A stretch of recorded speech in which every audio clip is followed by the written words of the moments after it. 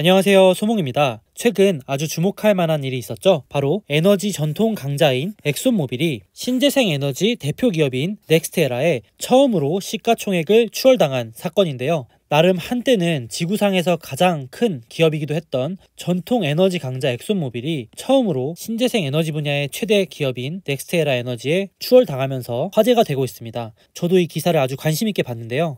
왜냐면 불과 약 3년 전만 해도 이 두 기업의 덩치 차이는 무려 5배에 달했기 때문입니다. 제가 차트로도 가져왔는데요. 2018년 1월부터 현재까지 엑손모빌은 아쉽게도 주가가 계속해서 하락해왔고, 넥스테라는 꾸준히 주가가 상승해준 덕분에 무려 5배였던 기업 가치 차이가 이제는 줄어들다가 못해 처음으로 역전이 일어나게 된 겁니다. 2018년 1월 1일부터 2020년 10월 8일까지니까 사실상 3년도 채 되지 않는 기간이고요. 그 사이에 처음으로 규모가 역전됐고, 이걸 보고 진짜로 이제 시대가 변하는구나, 그냥 말만 그런 게 아니라 정말로 이 기업 가치의 순위 변화가 시대상을 반영하는 거 아니냐, 이런 말들이 많이 나오고 있습니다. 이 추세가 이어진다면 넥스테라가 계속해서 상승하고 엑소모빌이 계속해서 좋지 못한 모습을 보인다면 지금이 상당히 중요한 투자 판단의 시점이 될 수도 있기 때문입니다. 참고로 넥스테라는 풍력과 태양광을 주로 발전해서 에너지를 만들어내는 유틸리티 기업이라고 보시면 될 것 같고요. 홈페이지를 들어가 봐도 대문짝만하게 세계에서 가장 큰 풍력과 태양광 에너지 기업이다 라고 써있고, 단순한 테마성 기업이 아니라 실적도 아주 탄탄하고 그에 걸맞게 배당금도 20년이 넘도록 꾸준하게 증가를 시켜온 기업입니다. 최근 기업의 실적 발표에서도 향후 2-3년간 이익도 꾸준하게 늘어날 거고, 배당도 두 자릿수의 성장을 기대한다고 밝힌 만큼 단기적으로 볼만한 기업이 아니라 장기적으로도 관심을 가질 만한 기업이라고 생각이 됩니다.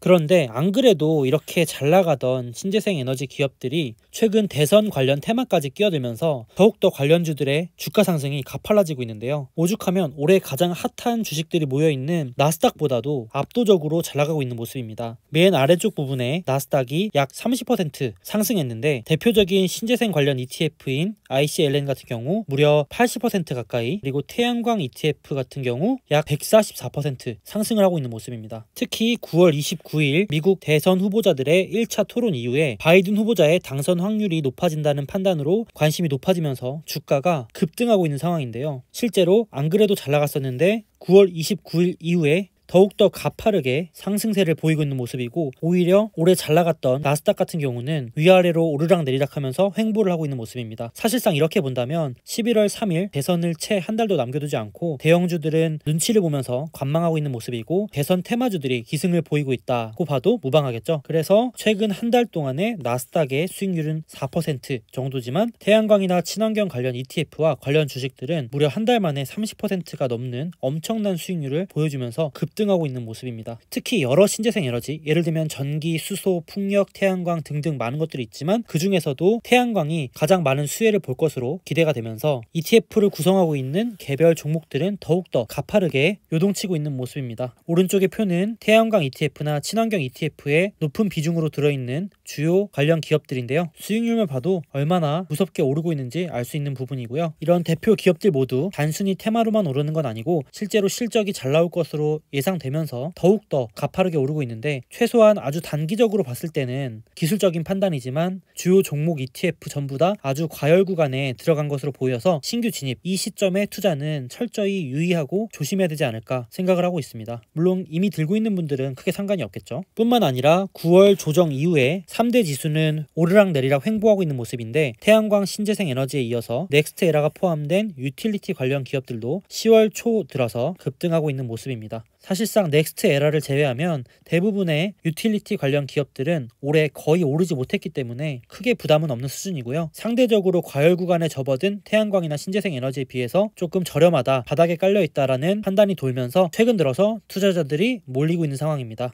사실 앞서 보여드렸던 태양광이나 신재생 에너지 기업과 달리 유틸리티 기업들은 기본적으로 안정적인 실적이 나오는 편이고, 그래서 배당도 3%에서 4% 가까이 깔려있는 주식들이 많기 때문에 크게 급등 급락을 하는 유형은 아니고 안정적으로 깔고 가기에 좋은 주식들인데, 최근 들어서 시세 차익도 한번 기대해 볼 수 있는 좋은 시점에 있다고 판단이 됩니다.